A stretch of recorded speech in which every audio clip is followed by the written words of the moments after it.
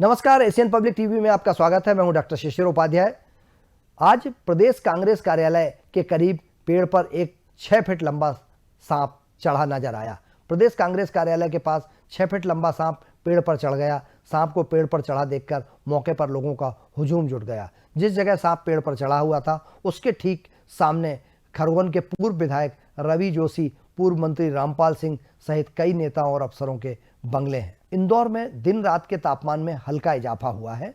इंदौर में मार्च में तापमान में भले ही धीरे धीरे इजाफा हो रहा हो, लेकिन ठंडक बनी हुई है। पिछले 24 घंटों में दिन और रात के तापमान में हल्का इजाफा हुआ है। मौसम वैज्ञानिकों के मुताबिक अभी 1-2 दिन और ऐसा ही मौसम बना रहेगा। दिन का तापमान 0.4 -2 डिग्री और रात का तापमान 14-0.2 -1 डिग्री सेल्सियस रिकॉर्ड किया गया है। इस दौरान हवा की रफ्तार 6 किलोमीटर प्रति घंटा थी। फिर भी मौसम में ठंडक थी। फिर धूप खिलने के बाद ठंड का असर कुछ कम हुआ। इटारसी में पेंट्री कार मैनेजर को बंधक बनाकर मारा गया है। नर्मदापुरम जिले के इटारसी में बनारस उधना भोलेगिरी नगरी एक्सप्रेस के पेंट्री कार मैनेजर को बंधक बनाकर मारपीट व 1.5 लाख रुपए से ज्यादा लूटने का मामला सामने आया है। मैनेजर ने आरोपियों पर 4-5 घंटे तक बंधक बनाकर मारपीट और बाथरूम की सफाई कराने का भी आरोप लगाया है। मामले में मैनेजर की शिकायत पर जीआरपी थाने में खान पाट कॉन्ट्रैक्टर रवि तिवारी के पुत्र सुमन तिवारी समेत 3 लोगों के खिलाफ लूट का प्रकरण दर्ज किया गया है। कलेक्ट्रेट में केंद्रीय मंत्री ज्योतिरादित्य सिंधिया ने अधिकारियों के साथ बैठक की है। ग्वालियर में नगर विमानन एवं इस्पात मंत्री ज्योतिरादित्य सिंधिया ने कलेक्ट्रेट कार्यालय पहुंचकर अधिकारियों के साथ समीक्षा बैठक की और 10 मार्च को होने वाले राजमाता विजय राजे सिंधिया एयर टर्मिनल के नए भवन के लोकार्पण समारोह की तैयारियों को लेकर अफसरों से बात की। सिंधिया ने मीडिया से बात करते हुए कहा कि मध्य प्रदेश का सबसे बड़ा एयरपोर्ट टर्मिनल ग्वालियर में तैयार हो चुका है। एयरपोर्ट टर्मिनल का लोकार्पण देश के प्रधानमंत्री वर्चुअली रूप से शामिल होकर करेंगे।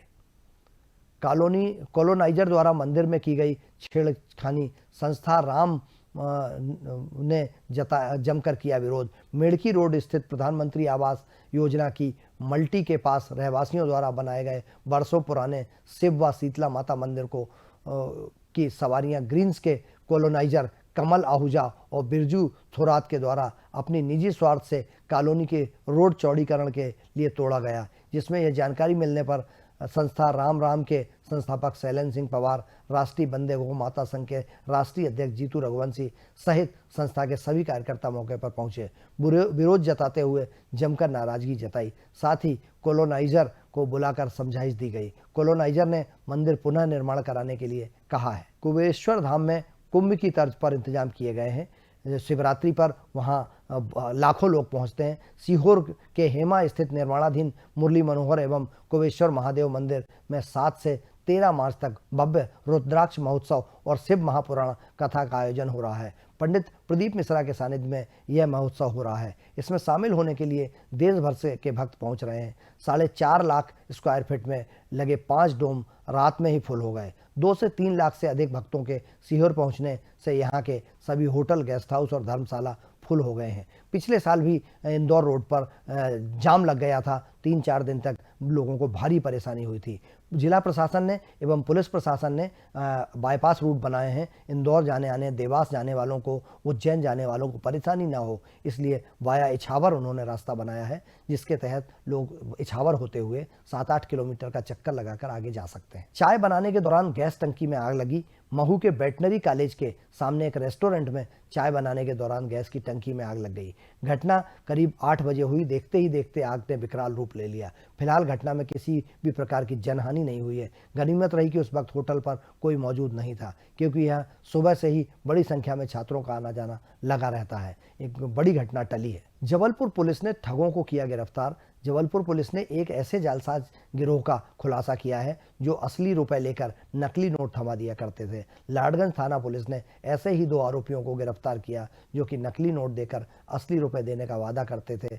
पुलिस ने आरोपियों के पास से 7.5 लाख रुपए के नकली नोट जब्त किए। जबलपुर पुलिस ने गैंगस्टर का जुलूस निकाला है। जबलपुर पुलिस ने गैंगस्टर छोटू चौबे को गिरफ्तार कर उसका जुलूस निकाला। अपने ही जिगरी दोस्त की हत्या करने के मामले में छोटू 3 महीने से फरार था। टीकमगढ़ के गांव में उसे पकड़ा गया और पिछले 15 दिनों से वह छिपकर रह रहा था। प्रधानमंत्री सड़क योजना रायसेन जिले के नर्मदा तट अलीगंज से बरहा मार्ग की, जिसे साल 2020 में बनाया गया था, सरकार को ठेकेदार द्वारा 5 साल मेंटेनेंस की गारंटी दी गई थी, जिसमें 44,62,000 रुपए संधारण यानी मेंटेनेंस के जमा भी किए गए थे। लेकिन बीते 4 साल से ठेकेदार वीरेन राजपूत ने इस सड़क पर किसी भी प्रकार का कोई भी मेंटेनेंस कार्य नहीं किया है। इस तरह के आरोप क्षेत्रीय लोगों ने लगाए हैं। प्रधानमंत्री ग्रामीण विकास योजना के अंतर्गत तैनात किए हैं, लेकिन बावजूद सड़क पर अभी तक किसी भी तरह का कोई भी नया कार्य नजर नहीं आया है। और इस प्रधानमंत्री ग्रामीण सड़क योजना में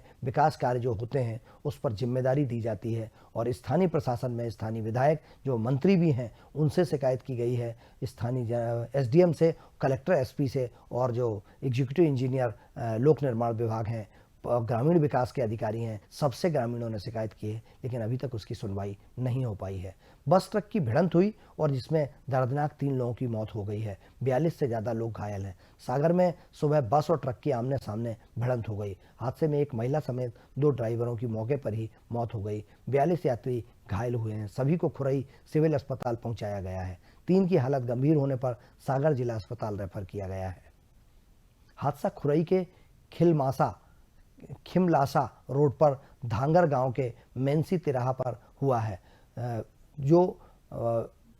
जिसमें काफी लोग गंभीर रूप से घायल हो गए हैं। बाघों के लिए विश्व प्रसिद्ध बांधवगढ़ टाइगर रिजर्व ने प्रबंधन ने जागरूकता अभियान को लेकर साइकिल रवाना की है। जागरूकता रथ गांव-गांव जाकर वनों को आग से बचाने और मानव द्वंद्व रोकने को लेकर ग्रामीणों को जागरूक करेगा। बांधवगढ़ टाइगर रिजर्व के मानपुर परिक्षेत्र में साइकिल जागरूकता रथ से ग्रामीणों को जागरूक किया जा रहा है। भोपाल सेंट्रल जेल के अधीक्षक राकेश भांगरे के खिलाफ ईओडब्ल्यू आर्थिक अपराध शाखा में शिकायत की गई है।